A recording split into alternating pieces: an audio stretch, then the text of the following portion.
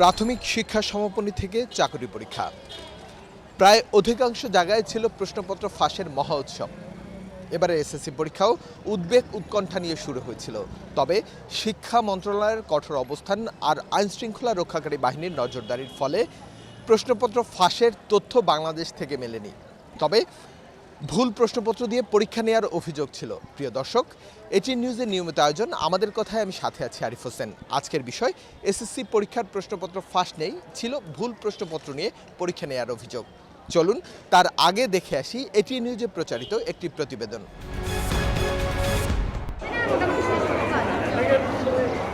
কেমন প্রশ্ন হাতে পারবো কি সব উত্তর? এরকম কিছু উৎকণ্ঠা নিয়েই পরীক্ষার প্রথম দিনে কেন্দ্রের দিকে ছুটছেন এসএসসি পরীক্ষার্থীদের অনেকে। রাজধানীর আশকোনায় বঙ্গমাতা শেখ ফজিলাতুন্নেসা সরকারি মাধ্যমিক বিদ্যালয় কেন্দ্রে নির্ধারিত সময়ের মধ্যেই পরীক্ষার্থীদের প্রবেশ।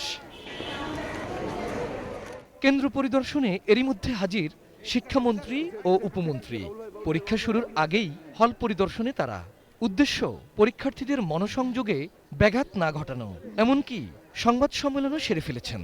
সেখানে শিক্ষামন্ত্রী বলেন, প্রশ্ন ফাঁস ঠেকাতে গত বছর নেওয়া উদ্যোগ এবার আরো জোরদার। একেবারে কঠোর তীক্ষ্ণ গোয়েন্দা নজরদারি চলছে এবং ইতোমধ্যে বেশ কিছু গ্রেফতার হয়েছে যে যাদের হয়তো কোনো অপচেষ্টা ছিল।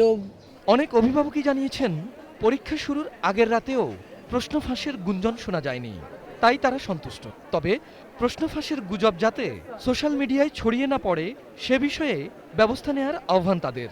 কোনো গুজব ছড়ায় তাহলে আইনশৃঙ্খলা বাহিনী আরও দ্রুতভাবে কাজ করতে হবে এবং আমরাও সচেতন থাকব। প্রশ্ন ফাঁস না হওয়াটাই আমরা ভালো মনে করি। ঠিক আছে, এটা আমাদের জন্য, বাচ্চাদের জন্য ভালো। এই বছর আমাদের খুব ভালো লাগছে, বাচ্চা কাচ্চা নিয়ে আইসা পরিবেশটা অনেক ভালো। টানা 3 ঘন্টা কেটে যাওয়ার পর কেন্দ্র থেকে বেরিয়ে আসতে থাকে পরীক্ষার্থীরা। সব উদ্বেগের অবসান। আগে একটুখানি ভয় লাগছিল, বাট পরীক্ষা দেওয়ার পরে তখন এখন আবার একটু ইজি। প্রশ্ন ভালো হয়েছে, কমন পড়ছে, পারছি ভালোই। কেন ভালো লাগে? গ বিভাগ উপন্যাসের 9 নাম্বার প্রশ্নটা, কারণ হচ্ছে উপন্যাস পড়তে সবসময় ভালো লাগে, ওটা অ্যান্সারও সবসময় বড় করে ঠিকভাবে অ্যান্সার করা যায়। এবার 3497টি কেন্দ্রে এসএসসি পরীক্ষা দিতে বসেছে 21,35,000 শিক্ষার্থী, যেখানে ছাত্রছাত্রীর অনুপাত প্রায় সমান। একে আজাদ, এটিএন নিউজ, ঢাকা।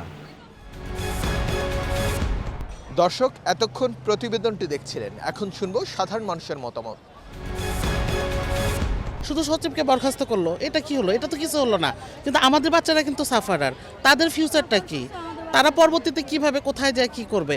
বা এটা কিন্তু কোনো ডিক্লার আকারে আসে নাই, বা আসা উচিত যে তাদের পরীক্ষা পরবর্তীতে নেওয়া হবে বা কোনো কিছু। এই যে মতিঝিল আইডিয়ালে বাণিজ্য বিভাগে 405 না রুম নাম্বার 48টা ছেলের এদেরও ভুল প্রশ্নপত্রে কালকে পরীক্ষা হয়েছে। তাহলে এদের সলিউশন কি? আমরা তো যখন পরীক্ষা হয় তখন জানতে পারি না। বাচ্চারা যখন পরীক্ষা দিয়ে বাইরে এসে আমাদেরকে বলে তখন আমরা জানতে পারি। যেমন 15 মিনিট পরে তাদেরকে প্রশ্ন দেওয়া হয়েছে। যেই টিচাররা 15 মিনিট পরে প্রশ্নটা দিল, তাদের তো অবশ্যই বোঝা উচিত ছিল যে আমরা 15টা মিনিট বাড়ায় দিই। তাদেরও তো কিছু দায়িত্বের মধ্যে পড়ে এইগুলি। এটা দেখবে সরকার, দেখবে কিভাবে ভালো হয়, এটাই তো দেখবে, সে দেখবে। এখন আমাদের হাতে প্রশ্ন না, তাদের হাতে। তারা যেটা করবে সেইটাই তো আমরা চাই। আমাদের বাচ্চাদের ভালো চাই আমরা, সেও ভালো চাইবে। আমাদের যে নূতন শিক্ষামন্ত্রী, ওনাকেই আমরা চাই যে একটা ভালো কিছু করুক। আমি একজন শিক্ষক, আমি মনে করি যে ভুল যদি প্রশ্ন থাকে সেটা খাতা কাটার সময় টিচারদের ওইভাবে ডিরেকশন দিয়ে দেওয়া হয় যে খাতাটার নাম্বার ওইভাবেই দেখা হোক। ওইটা আমি মনে করি যে সরকার বাচ্চাদের প্রতি কোনো রকম অন্যায় করে না। আমরা আশা করি যে প্রশ্নপত্র যেন এখনো পর্যন্ত ভালোভাবে শুনি নাই যে প্রশ্নপত্রটা ফাঁস হচ্ছে কি হচ্ছে না, তেমন একটা গুজব এখনো করে নাই। কিন্তু আমরা চাই যেন প্রশ্নপত্রটা ফাঁস না হোক। কেন, বাচ্চাগুলো কিন্তু খুব কষ্ট করে কিন্তু পড়াশোনা করে। আমরা তো গার্জিয়ানরা তো পিছনে তো লেবার দিই, সাথে কিন্তু বাচ্চারাও কিন্তু দেয়। ওদের মন মানসিকতা সমস্ত কিছু ভেঙে যাবে কিন্তু। তা আমরা চাই যে বাচ্চাগুলো যেন ভালোভাবে পরীক্ষা দিতে পারে, সেই দিকে সবাই দৃষ্টিগোচর করুক, এটাই আমাদের কাম্য।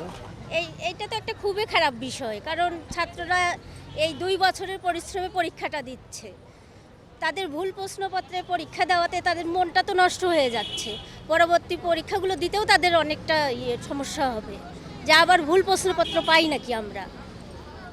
এইটা তো শিক্ষামন্ত্রী দেখা উচিত। প্রশ্নপত্র ফাঁস নেই, তবে পরীক্ষার পরিবেশ কিন্তু ভালোই। আমার ছেলে যেটুকু হল থেকে গিয়ে বলছে মোটামুটি ওদের পরীক্ষাটা ভালোই হয়েছে, এমনকি পরীক্ষার যে গার্ড ছিল ওদেরটাও ওভাবে কড়াকড়ি হয়নি, মানে ওদের আর কি হয়েছে আর কি, অতটা কষ্ট হয়নি। তবে এই যে ক্যাজুয়ালদের যে একটা সমস্যা হয়েছে পরীক্ষাটার, যে ওদের যে প্রশ্নপত্রটা হয়তো পরে সেটা দিয়েছে কিন্তু ওদের সময়টা একটু কম পেয়েছে। যদি কর্তৃপক্ষ ওদেরকে পিছনের দিকে একটু পিছিয়ে 15 মিনিট বা 20 মিনিট সময়টা বাড়িয়ে দিলে হয়তো ওদের এই কষ্টটা হতো না আর কি। বিভিন্ন জায়গায় শুনতে পেলাম গত বছরের প্রশ্ন দিয়ে এবার পরীক্ষা হয়েছে। এটা আসলে আপনাদের মন্ত্রী যারা আছে, উচ্চপদস্থ যারা আছে, তাদের নজরদারিটা করা উচিত। আমরা অনেক কষ্ট করে আমাদের বাচ্চাদেরকে কিন্তু লেখাপড়া করাই, বলে কোচিং উঠে যাবে, কিন্তু কোচিং উঠে যাবে ঠিক আছে তুলুক, কিন্তু আমরা তারপরে কোচিং করাতে হয় এই সিস্টেমের মাধ্যমে। সিস্টেমটা করা হয় শুধু এই সিস্টেমের জন্য, তাছাড়া আগে কিন্তু কোচিং করাতে হয় নাই, কিন্তু এখন এই সিস্টেমটার জন্য কোচিং করাতে হয়। তো এত পয়সা দিয়ে কোচিং করে আসে স্কুলে পরীক্ষার যদি শেষ পর্যন্ত 100 মার্কের অ্যান্সার বাচ্চারা দিতে না পারে, এই দায়ভারটা কে নেবে? তো এই দায়ভারটা শিক্ষামন্ত্রীকেই নিতে হবে। এবারকার প্রশ্ন ফাঁসের গুজব কোনো হয়নি। দ্বিতীয় কথা, খুব ভালোভাবে পরীক্ষা হচ্ছে বা নকল থেকে বাচ্চারা মুক্ত। শিক্ষামন্ত্রীর কাছে দাবি, ওনার আম্মা একজন টিচার ছিলেন, ওনাকে আমার কাছে আমার জোর অনুরোধ, উনি যেন এই কাজগুলো করেন। হল সুপারদের ডেকে উনি মিটিং করেন পরীক্ষার, যে কোনো বার্ষিক পরীক্ষার আগে, এবং হল সুপারদের নির্দেশ দেবে যে আপনারা যত শিক্ষক আছে ওনাদের নিয়ে বসে সুন্দরভাবে কীভাবে ছাত্রদের ভালো হবে, মঙ্গল হবে, সেটা ব্রিফিং দেবে ওনাদের। এটাই আমাদের চাওয়া। আমাদের যে প্রশ্নপত্র ফাঁস না হয়, এই কারণে আমাদের এতটুকুই দাবি যে যাতে প্রশ্নপত্র ফাঁস না হয়, যাতে আমরা পুরোপুরি সুন্দর মতো বাচ্চারা পরীক্ষা দিয়ে হল থেকে বেরোতে পারে। আমাদের জন্য সুবিধা, আমাদের বাচ্চারা কষ্ট করে লেখাপড়া করে, যাদের বাচ্চারা কষ্ট করে লেখাপড়া করে তাদের কষ্ট লাগে, কারণ প্রশ্নপত্র ফাঁস হলে তাদের সমস্যা, কারণ বাচ্চা ভালো স্টুডেন্ট খারাপ করে আর খারাপ স্টুডেন্ট ভালো করে। আমাদের গভর্নমেন্টের কাছে, প্রশাসনের কাছে একটাই আমাদের অনুরোধ থাকবে, মানে সকল আইন যেন সমানভাবে হয়। আইনের কোনো বৈষম্য সৃষ্টি হলে সেখানে দেখা যায় যে ছাত্রছাত্রীদের অসুবিধা সৃষ্টি হয়ে যায়। এই ক্ষেত্রে এখন গভর্নমেন্ট যে পদক্ষেপ নেবে সেই পদক্ষেপের উপর তো আমাদের করার কিছু থাকে না। আমরা চাবো যে সবসময় সুষ্ঠু সুন্দরভাবে যেন পরীক্ষা হয়। হ্যাঁ, গতকাল আমার মেয়ে পরীক্ষা দিচ্ছে, তো লাস্টের বেঞ্চে পড়ছে। তো লাস্টের বেঞ্চের আগে একটা বেঞ্চ ছিল না, আমার মেয়ে লিখতেছে, পিছিয়ে দুটো টিচার বসা, ওনাদের পার্সোনাল ফ্যামিলিগত সব আলোচনা করতেছে। এখন পিছিয়ে যদি দুটো টিচার বসে আলোচনা করে তার ফ্যামিলিগত, তাহলে লেখার সমস্যা হয়, যার কারণে আমার মেয়ে একটা সৃজনশীল প্রশ্ন ছাড়তে বাধ্য হয়েছে। জিরো টলারেন্স এখানেই দেখান, যেন শিক্ষা ব্যবস্থার প্রশ্নপত্র ফাঁস না হইতে পারে, নকল না হইতে পারে, এবং ছাত্ররা লেখাপড়া করেই যেন পরীক্ষার হলে বসে, এবং শিক্ষক যেন তার ছাত্রদের থেকে লেখাপড়া আদায় করে, পড়া আদায় করে। এইটাই আমি সরকারের কাছে দাবি রাখবো। এখানে যদি সরকার যথেষ্ট ভূমিকা রাখেন, দেশ ঠিকই উন্নত হবে।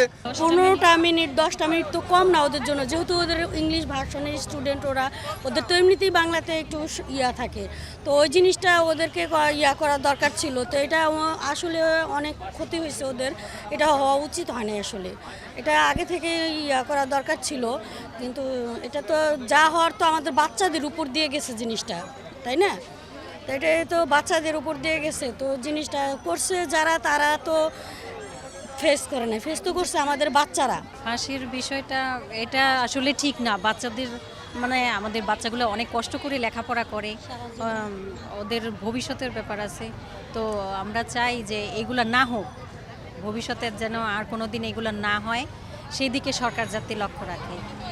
আর বাচ্চারা অনেক কষ্ট করে লেখাপড়া করে, ওদের ব্রেনটা যাচাই হওয়া দরকার যে কীরকম লেখাপড়া করলো ওরা সারা জীবন। দর্শক, এতক্ষণ সাধারণ মানুষের মতামত শুনলাম, সাথে ছিলাম আমি আরিফ হোসেন। কাল আবারও দেশের কোনো গুরুত্বপূর্ণ বিষয় নিয়ে ঠিক এই সময় হাজির হব। ততক্ষণ পর্যন্ত ভালো থাকুন, সুস্থ থাকুন, চোখ রাখুন এটি নিউজের পর্দায়।